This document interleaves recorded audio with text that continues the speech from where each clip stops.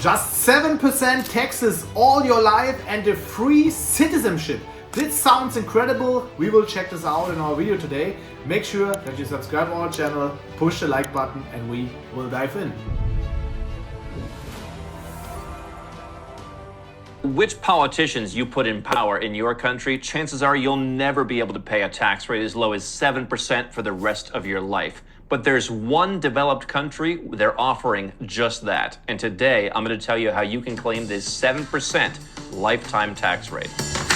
Sounds amazing. I mean, I'm from Germany, and Germany have one of the highest tax rate all over the world. I think overall you can pay nearly 50% taxes. If you see some other costs what you have, even you pay more. So it's completely ridiculous. For sure, this is not friendly for entrepreneurs.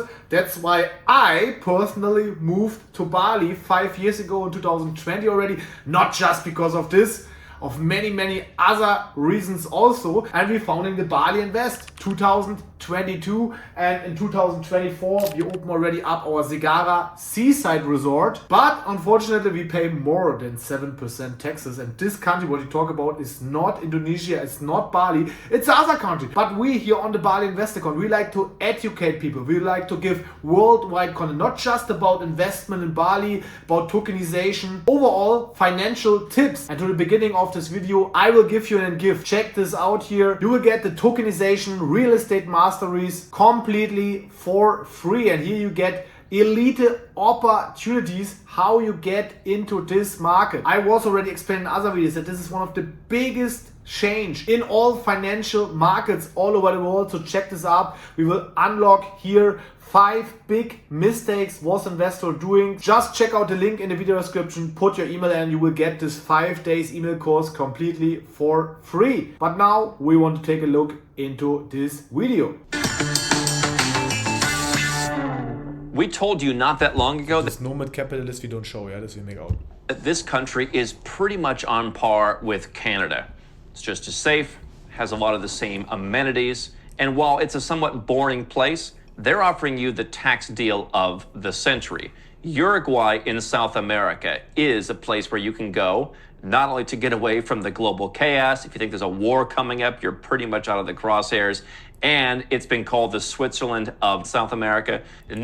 Okay, so really far away from Bali, but yeah, he definitely said it. So the world get more and more into the crisis. No one knows if there's another big war all over the world is coming, and if it's a safe place, same like Switzerland in Europe, it sounds good, and Texas sounds also nice.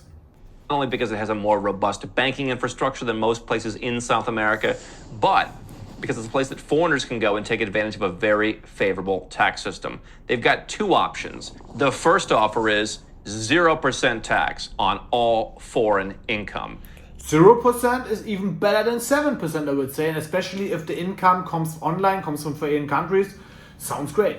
That means your foreign business. That means your foreign investments. They don't want to be paid. We're not going to bother you. Don't pay us anything. That offer is for your first year of residence and then for 10 more. So you basically add it up to about 11 years. You pay no tax on any foreign income. Now, what's interesting about Uruguay So for digital nomads, it's absolutely paradise.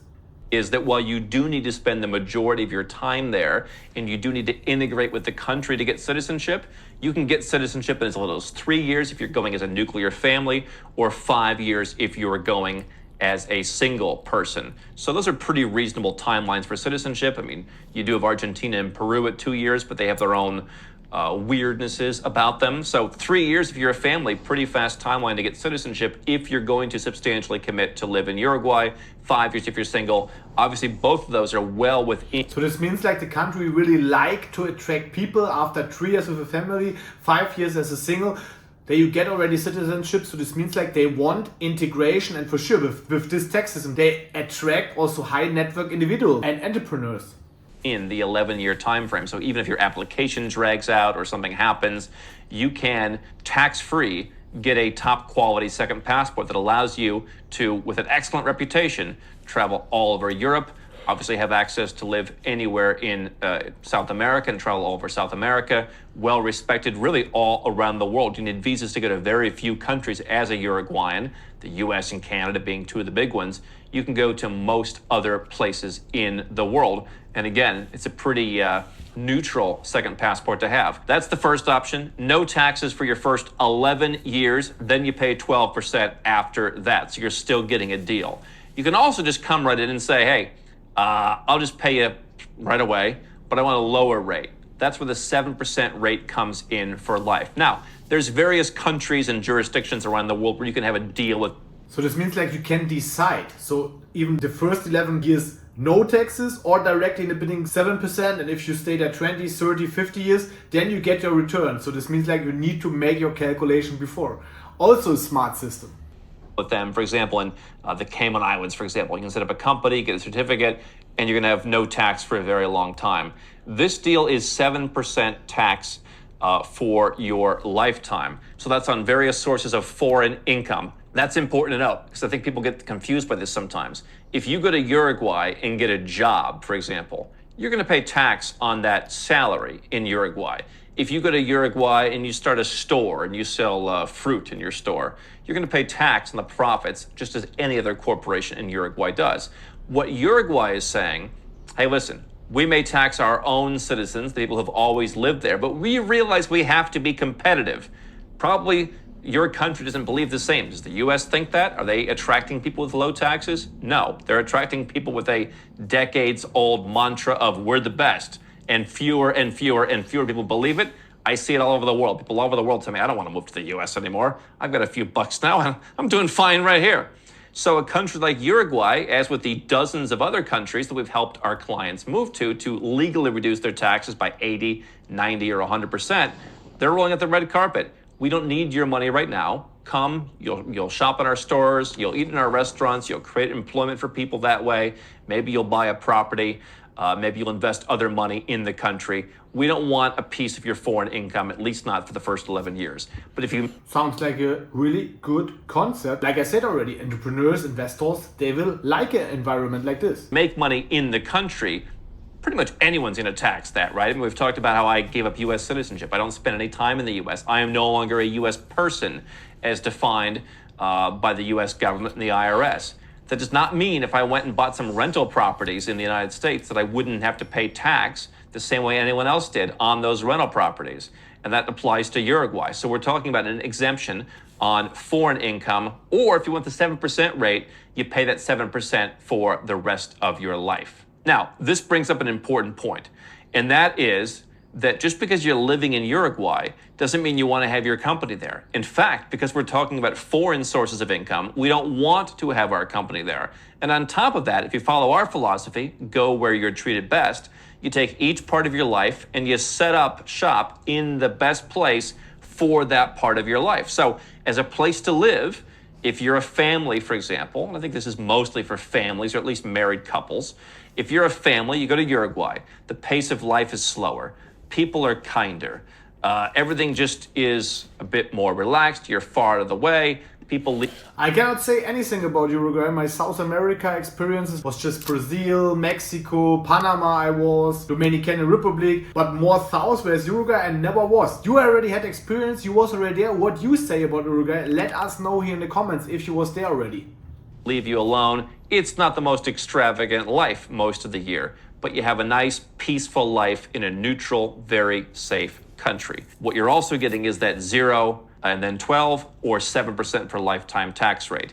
But your company, let's say you live in the UK, you don't want to keep your company in the UK because the UK is going to keep taxing your UK limited company even when you leave. You're not using the roads and bridges. Why would you pay anymore? You're leaving because you're tired of paying so much, whether it's the UK, Australia, Canada, US, wherever. So you Germany, like I said already in the beginning, yeah, all this same problems. want to move your company, or if you're starting a new company, you want to start it somewhere else. But Uruguay is not the best place to start a company. It's not the most uber efficient. It's not the most global. So unless you're dealing only with Uruguayans, most people won't understand it. You want to set your company up somewhere else. So you don't want to have your company set up in a high tax legacy brand country. You want to have it set up in the aforementioned Cayman Islands, or in Hong Kong, or in the...